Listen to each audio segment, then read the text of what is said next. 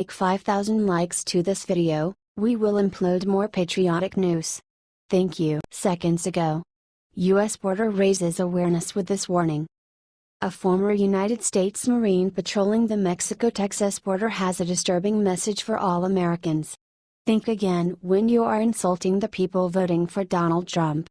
In an interview with Dennis Michael Lynch, a former U.S. Marine who served in the Middle East is now an active member of a border group that patrols the southern border. He is a former bomb expert trained by the Department of Defense. He got the nickname as Talon, and shared his thoughts about the other than Mexicans that have been coming through the border quite a while. He said, "The Chinese and Middle East people coming through the border are not coming here to cut our lawns and wash dishes. They hate us with a passion. We are infidels and they think we deserve to die." On the question on the possibility of another 9/11, Talon answered, "I'm shocked it hasn't happened yet. Let me tell you, once they figure out how to get a nuke through the border, we will lose a U.S. city." There are congressional reports that reveal the drug cartels work with terror groups from the Middle East. For those of us already living in border states, this is a familiar feeling. We see what's coming in on a daily basis. Our cities are being overrun by gang crime like never before. The best of the best doesn't just walk across our borders. These aren't children with divinity in their eyes, as Nancy Pelosi calls them. Since President Trump's inauguration, there has been a sharp decrease in illegals crossing the border illegally, but we won't be secure until the wall is built and we are able to stop them completely. What are your thoughts on this? Comment section below.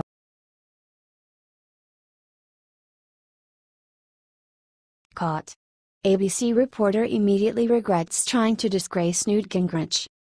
This Sunday Newt Gingrich was truly fierce. By now, the former Speaker of the Republican Party has been a guest on several morning shows. His appearances were made primarily to defend President Donald Trump and to destroy the lies and propaganda that the mainstream media holds against him. ABC's Martha Raddatz was joined by Gingrich on the morning show this week. You might remember Martha Raddatz as being the moderator of the second Trump versus Hillary debate. By many, Raddatz was considered to be the worst moderator of all time. This is due to her obvious anti-Trump bias. While trying to embarrass Newt Gingrich on her show, we can see that she immediately regretted it. Gingrich's argumentative opinion on the Trump-Russia collusion is that it's rubbish, or in his words, the situation is described as Russian baloney. Raddatz asked Gingrich about his comments downplaying the Trump-Russia investigation as nonsense. There's no evidence. I mean, first of all, if you want to investigate Russia, fine. How about Bill Clinton's $500,000 speech? How about Podesta's brother, who is a registered agent for a Russia bank? How about the Iranian deal? Responded Gingrich. He continued by stating that he is happy to see what Russia's relationships have turned into. I actually think it would be healthy to have congressional hearings on foreign influence peddling in the U.S. way beyond the Russians. I think that's important for the future of our democracy. Further, he continued to defend Trump in providing us with information that no one has suggested that Donald Trump had anything to do with colluding with the Russians. There's not a bit of evidence he did. Madam Raddatz surely thought Newt wouldn't provide with a suitable and good response, but he eventually humiliated her on her own show. We would be happy to hear your thoughts and predictions.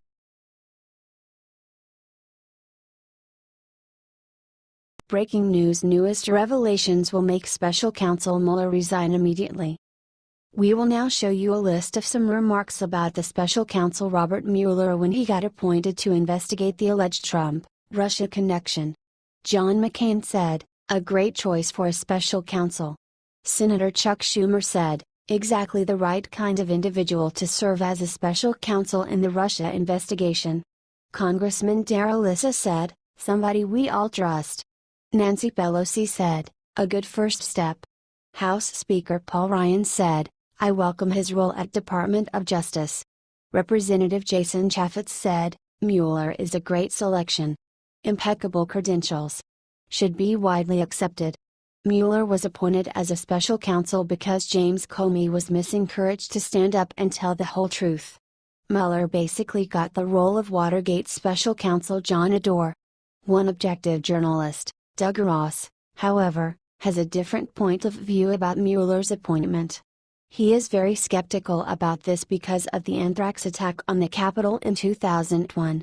In 2004, retired Foreign Service officer and intelligence analyst Kenneth J. Dillon tells Accuracy in Media, AIM, the FBI learned that the anthrax mailer was an al-Qaeda operative. Under White House pressure, Mueller suppressed this finding and continued to hunt for a domestic suspect. When scientist Bruce Evans committed suicide in 2008, Mueller blamed him for the mailings, then lied to a Senate committee about it. The whole Russia story is just another story that has the intention to defocus the public of the real problems. What do you think of this? Share your opinion.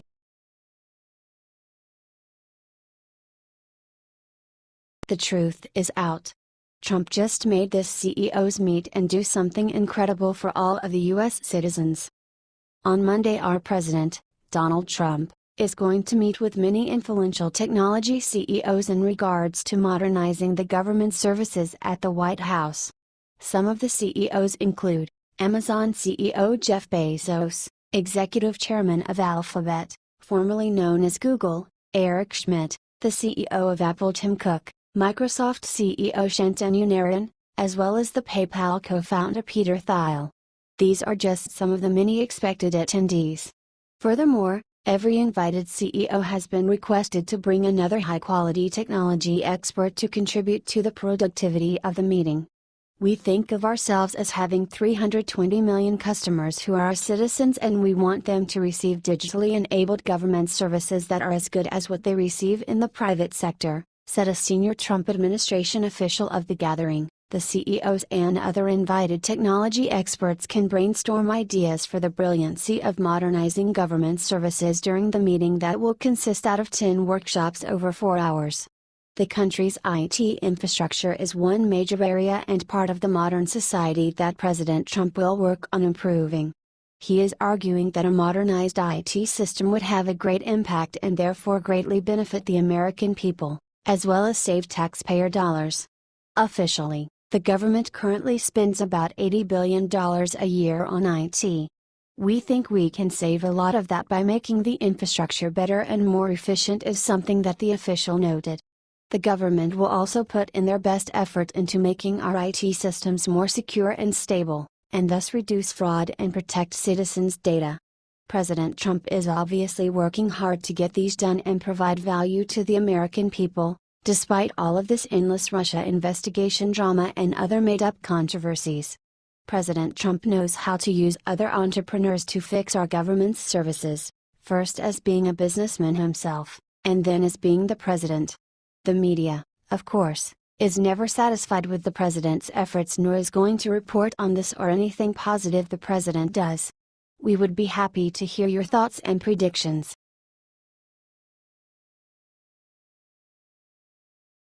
Revealed Democrats criticize the wrong men. The U.S. isn't the only state affected from the Muslim rage. In fact, other countries who are experiencing the same are starting to work on their defense together. In the moment, there's a mist about who in the Western world poses a threat from within our borders, but at least for now there's still a consensus that the radicals who preach death need to be faced. When we are speaking war terms, the two states playing main roles are surely America and Russia. However, on this case particularly, maybe, just maybe, we can count on each other's back. The enemy of my enemy is my friend. According to Russia, one of the ISIS's organizers was killed during the airstrikes in Syria. CNN reports, Russia's defense ministry says it is investigating reports that ISIS leader Abu Bakr al-Baghdadi was killed in one of its airstrikes in Syria last month. The airstrike on May 28 was carried out on the outskirts of the militant group's de facto capital Raqqa, on a command post where ISIS leaders were meeting. The ministry said, according to information that is being verified through various channels, the leader of ISIS Abu Bakr al-Baghdadi was also present at the meeting and was killed as a result of the strike. A lot of people are certain that this war will see its end when we start to accept this watered-down version of Islam and its exceptional growth stateside. What are your thoughts on this? Comment section.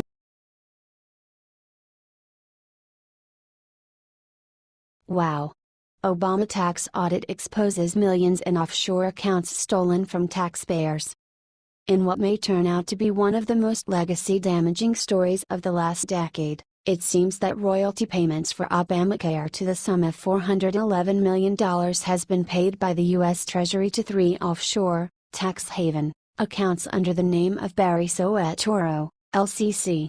The payments were made under the Obamacare bill from 2010, to cover the expenses and royalties associated with naming the bill. These payments were officially stopped as the bill was renamed the Affordable Care Act. Let's check out the salient points. Payments were made for the naming of and royalties associated with Obamacare. These payments were to a company registered as Barry Soetoro, LCC. Barack Obama has denied many times that Barry Soetoro is an alias he uses. Someone behind the naming of Obamacare is clearly called Barry Soetoro. The payments were made into 3 accounts spread across the Cayman Islands, Ireland and Caledonia. The payments came from the U.S. Treasury. So who is this Barry Soetoro? It is clearly someone of influence. They did after all name the Obamacare bill, and they haven't paid taxes on the money in the U.S. That's almost $170 million in unpaid taxes. We need answers to this. Source: FFF.